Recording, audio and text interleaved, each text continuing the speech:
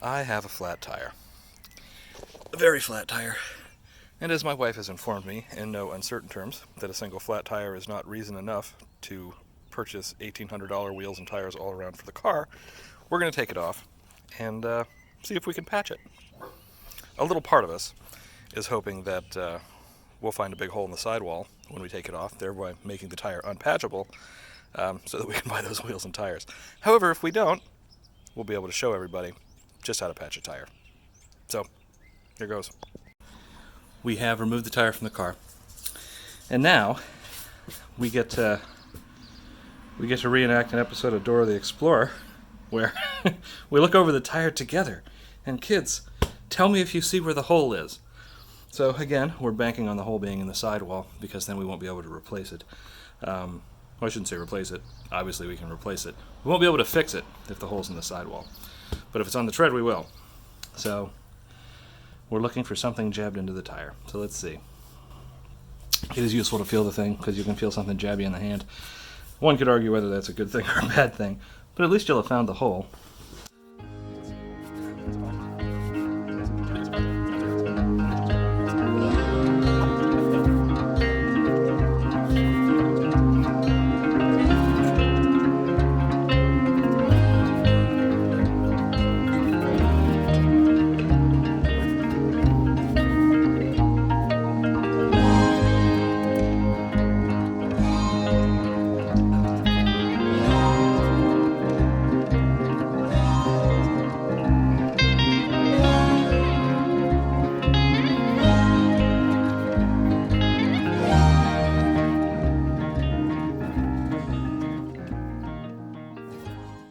And that's it.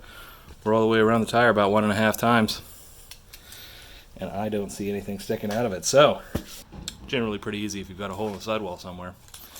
You would actually see something sticking out of it, or a hole, or a bulge. But I'll tell you, the sidewall looks okay too. So all that leaves is we could be leaking at the rim.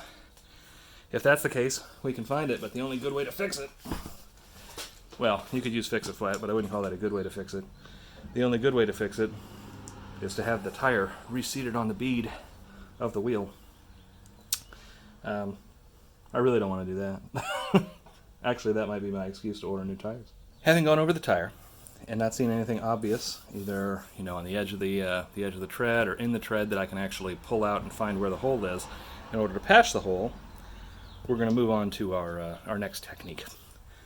So what we do is fill the tire up with air. Obviously, it's a little low, what with being flat and all. So we'll fill it up with air, and then we'll go over the tire and listen for leaks. Well, I got nothing.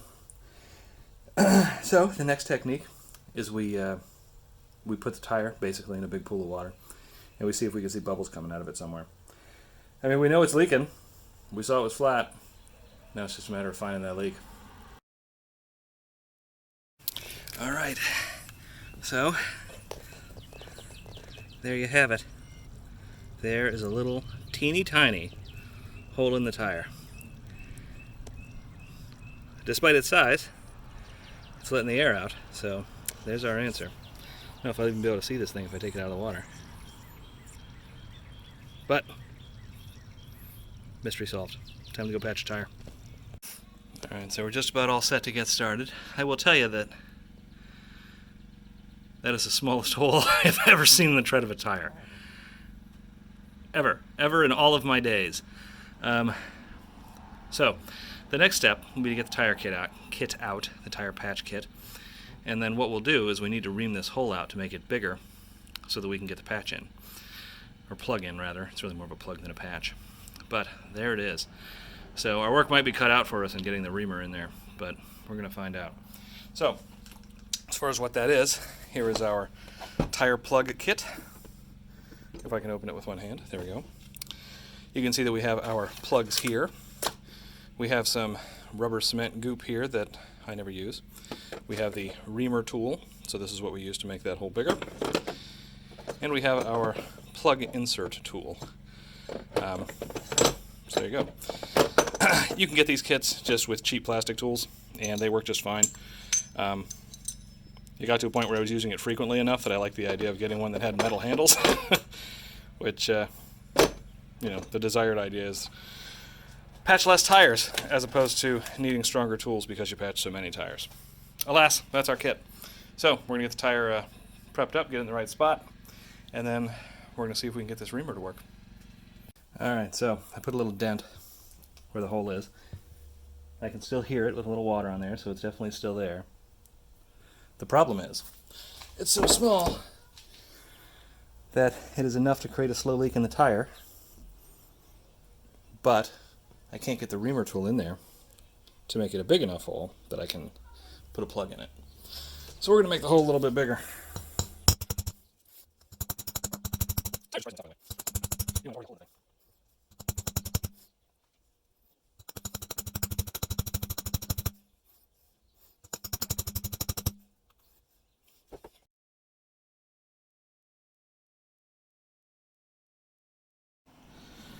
Okay, we've made the hole bigger.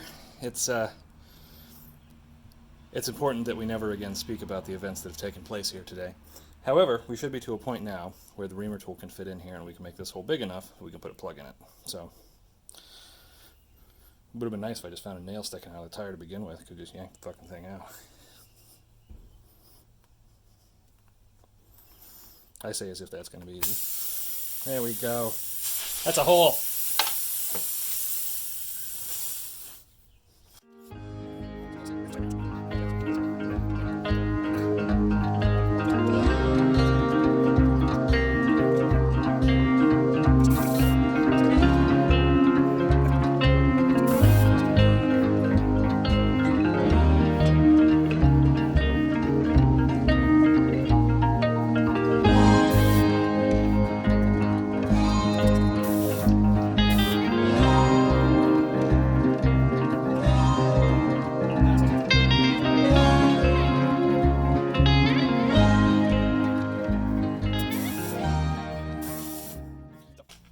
This part, and how much to ream this hole out, is really more art than science.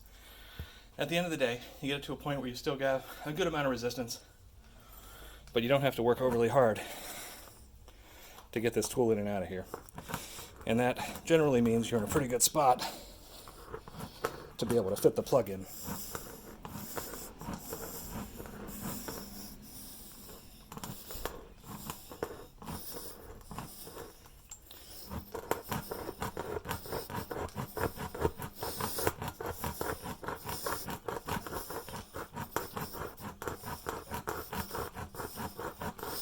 There we go. That could be pretty good. We'll give that a shot. Now what's going to happen is if it's still too tight and I can't fit the plug in, we're just going to have to ream it out a little bit more and then try again. So, here goes. So as to the plug tool itself, so these are our plugs and this is the tool. So what we're going to do is we are just going to get that in focus.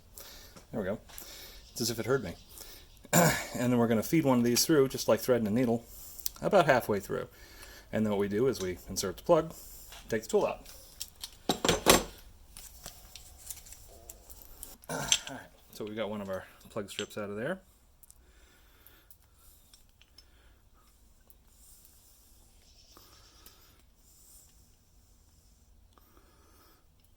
I know I made it sound very easy, didn't I? Just like threading a needle, he said. Just slide it right through there. No problem. It is a little on the sticky side, you know. It's a plug after all.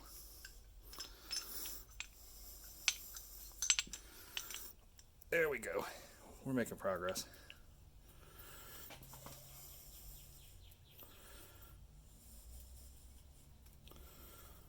Alright, so there we go. That's about what we're going for. So we're about halfway through that piece. There we are. So now what we're going to do is, hopefully our hole in the tire is big enough. If it is, then we should just be able to jam this in the hole. You twist this around, and then you pull it out. There's actually a little cut. If I can get it to focus. There we go. There's a little cut in the end of this thing, and that's what allows it to slide over the plug when we pull it back out again.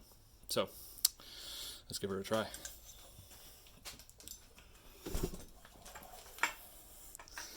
Here we are, our familiar real reamer tool, our old enemy there.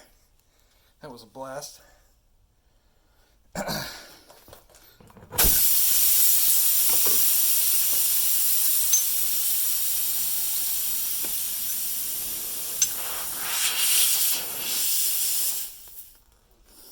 Alright, so we're lined up.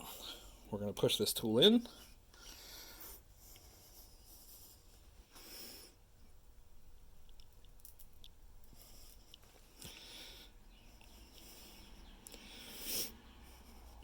Now, you can see here just about how much of the plug is still sticking out on either side. So we want it inserted into the tire, but obviously we don't want to push it all the way through into the tire. So to give you an idea here, that is right where we are. So we have just about a half inch, maybe a little more than a half inch sticking up out of the top of this thing.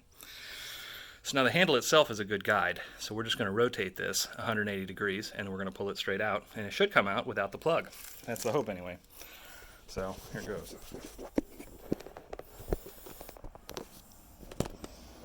So there we are. I'm going to rotate that around and then straight out. And there you go. I don't hear any more sound, so that's a good promise, or a good promise, a good sign. So now what we do is trim off the excess. These plugs are essentially self-vulcanizing, so it will really fuse and become part of the rubber on its own. But there we go. So let me grab a razor blade. We'll trim this bad boy off, fill it back up with air, and then we'll put a little water on it to see if it looks like it's leaking. Alright, a smarter man would have had his razor blade prepared already, but what can I say? A smarter man would also be taking his tire to a tire shop and having them deal with this. But it's hard to justify, you know? If you know how to do something, it's not really that hard. Admittedly, I thought it was going to be easier, because I thought I'd be able to find the hole easier. But, you know, it's another personal problem, personal shortcoming of my own, being able to find the hole easily. Maybe I should name this, like, innuendo instructional videos. That'd be a good name for a YouTube series, right? Who am I kidding? This is probably a one-off anyway. So things like names, we don't have to put that kind of effort into this. There we go. So this'll wear down and become level with the tire as you drive it. The main thing is you don't want the big chunk sticking out. Otherwise it could push the plug back through. You put it back in the car and drive it. And then what the fuck did we do all this for, right? So, there we go. So now we're going to fill this guy up with air. And we're going to put some water on there and see if it's still leaking. So